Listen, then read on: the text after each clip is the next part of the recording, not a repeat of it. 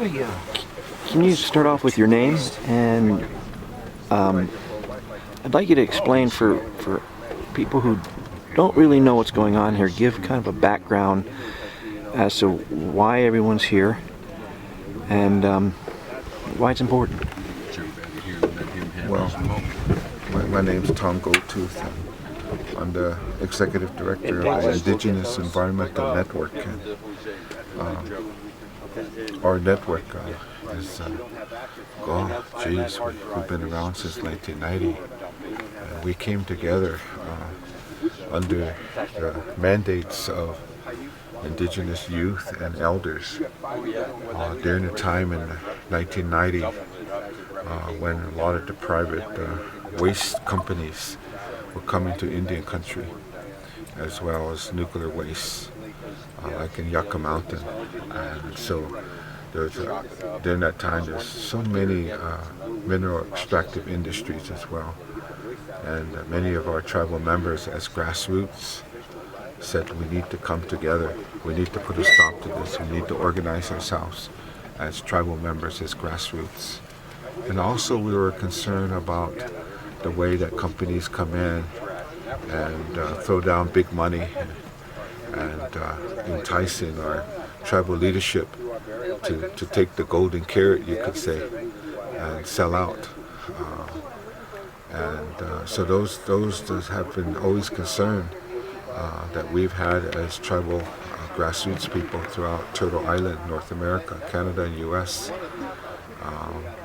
And one of the tools of colonization has always been to divide our people, and give benefit sharing to tribal leadership who are elected.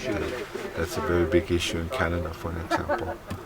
So, but also, we are really protective of our sovereignty, and so we've been as a network working with tribal governments as well, giving them information, because we found in the early 90s that majority of our tribal nations, our governments, did not have any environmental protection infrastructure like state governments have. Usually there's an office in most states that their mandates is to advise the governor and the state senate on these corporations that come in. But most tribes did not have any kind of infrastructure like that. In fact, companies come in and say, work with us.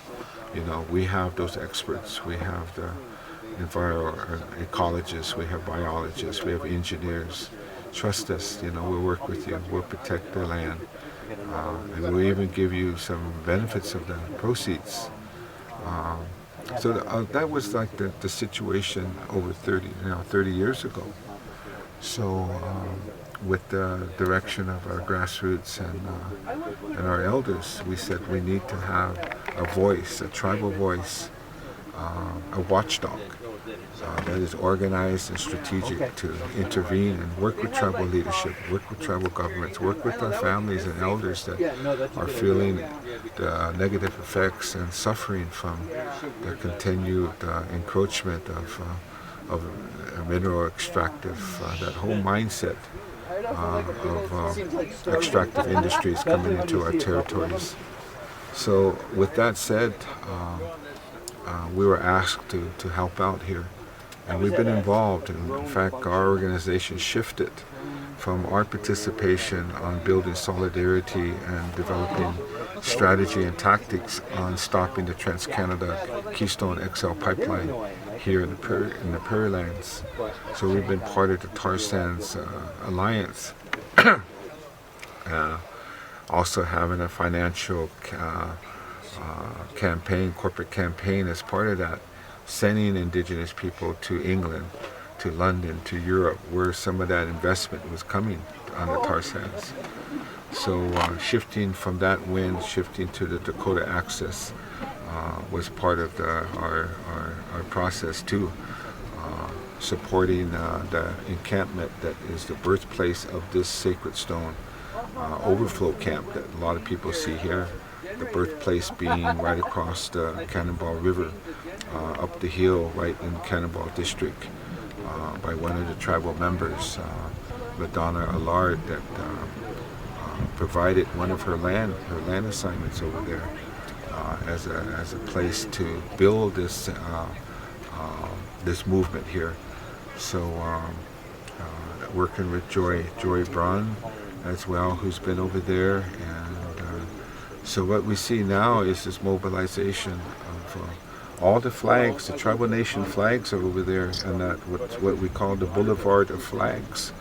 I understand there's probably close to 100 tribal nations as sovereigns who have come here, send their tribal nation flags in full support of the Standing Rock Sioux Tribe, and as well as all the other tribal grassroots people.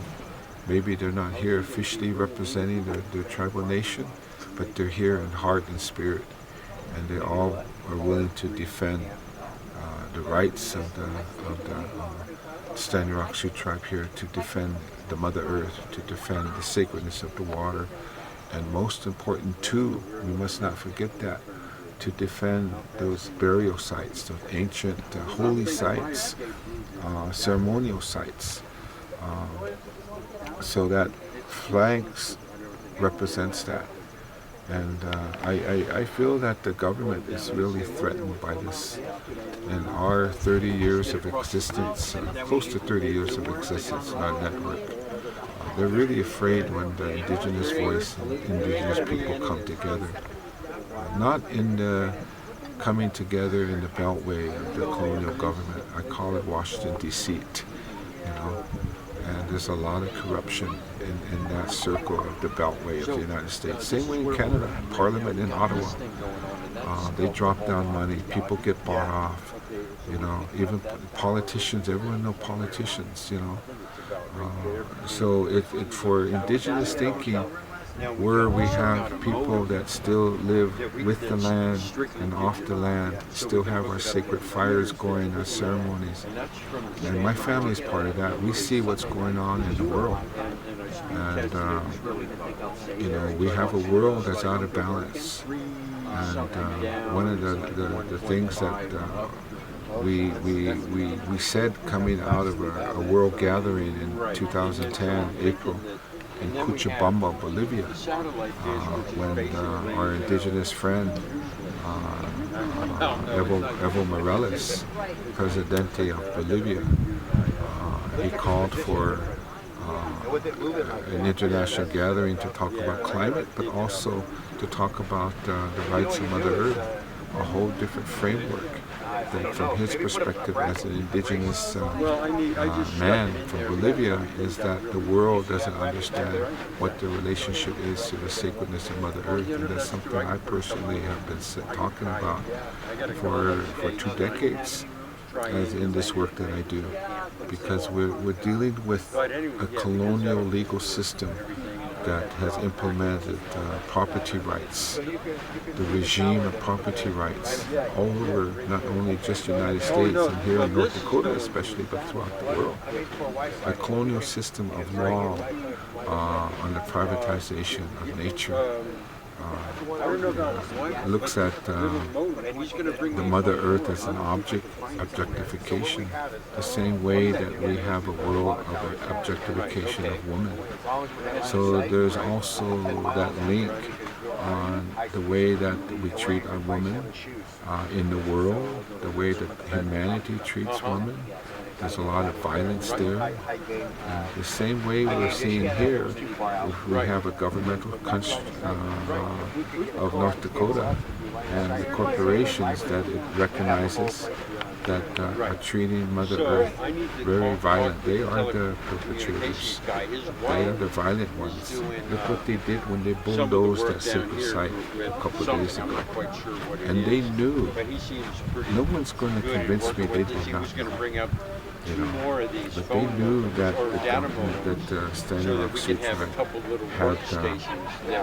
had inventory that area, and the experts here with the tribe said that's a sacred site. It's very significant in this region, that specific site. Grave burial areas and ceremonial symbols in the rock.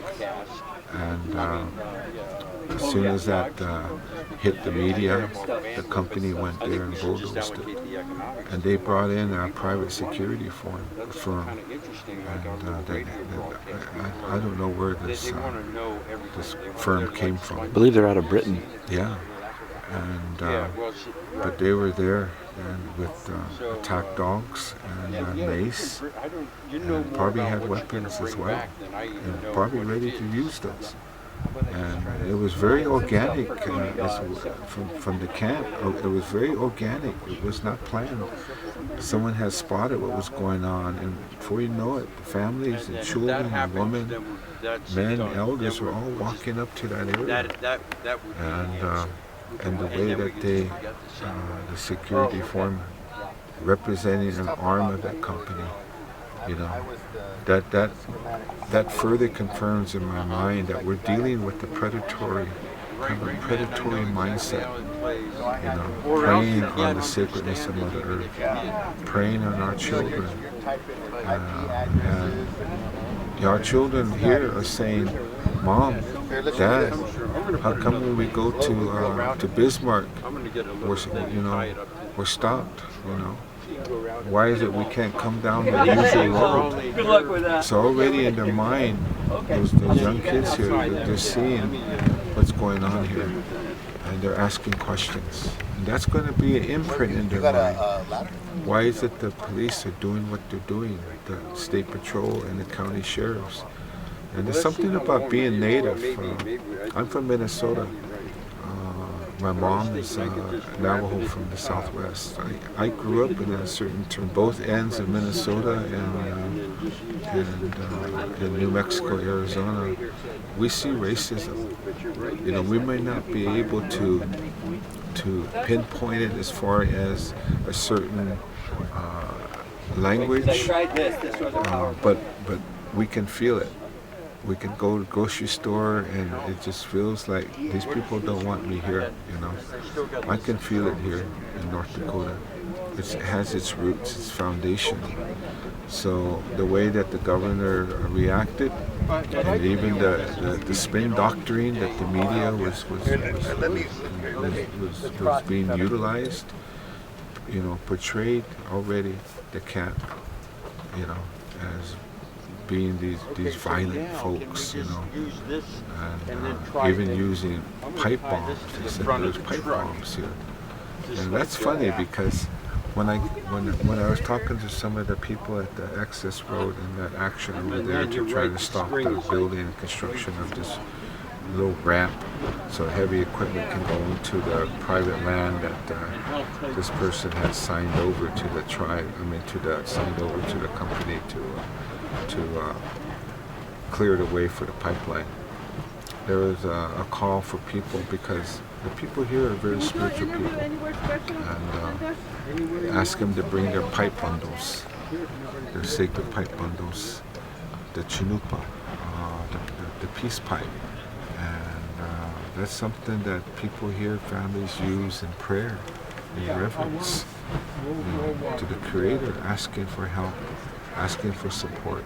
It lifts up who we are in our relationship to family, to community, to non-native people, to the world, to earth, to nature, out of love and compassion for life itself. So they brought their pipes. So someone told me that someone yelled out, "Fill your pipes. Fill your pipes." So some people were filling their pipes in the background.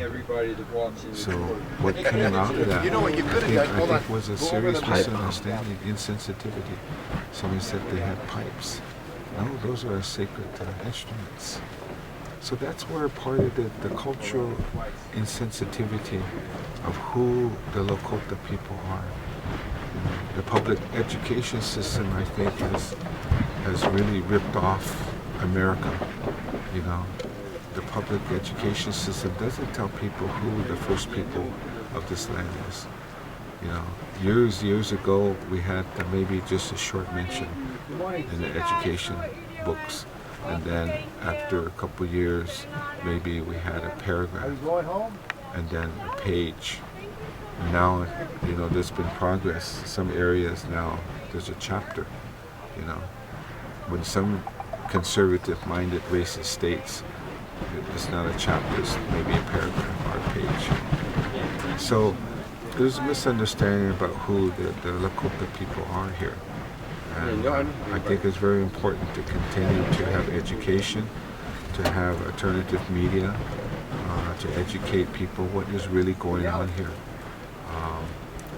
Because I commend the Standing Rock Sioux tribe, the elders, the women, the children, for what they're doing here. They put out a call for action to come and support them. Look at this, I think there's probably about 4,000 people out there in this camp right now. And that's strength, and people all over the world sending support. The social networking, even mainstream media who were constantly trying to educate the corporate media. I hear there's some good stuff coming out of it. But there's some stuff that we have concern with too in corporate media. And we have to, we need people out there to help do some research. Who are the funders behind Dakota Access and the energy partners? Who are those funders, the banks and investors? I heard that one of the aircrafts flying here, someone took the number, and it was actually an aircraft that Dakota Access was using, but it was linked to the Bank of Utah, the state of Utah, Bank of Utah. So what's that link then? We're asking investigative journalists to check that out. Who are the investors behind this? Who's the big money? Are there oligarchies here involved? And what's their agenda? Because there's always big money. There's a link to fossil fuel economy, energy, politics, whether it's even nuke, whether it's now mass incineration. Okay, there's money trails behind that, and back to Cochabamba in 2010. One of the analysis was that the root cause of climate change is capitalism. So now in some of the things we talk about as Indigenous Environmental Network with our tribes and tribal communities, frontline communities, is to be able to get education, proper education on the economic system that we have in America, and economics that has been applied to tribal economics, is to really look at where we're going in 50 years. I think capitalism is barely hanging on by a string. So as tribal nations, we got to look in the future. What's going to be our role? What kind of economic system are we going to be living on? Fractional reserve banking is not something that is sustainable. So those are things we're looking at now on the side here, building the capacity to make a just transition as tribal nations, because the federal government has made us dependent on fossil fuel economy in some areas. Look at Fort Berthold, look at Navajo Nation and coal, look at the Blackfoots in Alberta on hydrofracking. So those are things we're looking at, and I'm going to have to take off here right now, and I appreciate the opportunity to talk about some of these things. We need to support the political support of the non-native people out there. We don't have the political power, but we got the power of truth. We got our teachings of Mother Earth ethics, and Earth jurisprudence is what we've been pushing to, the rights of Mother Earth. And so, thank you. Thank you.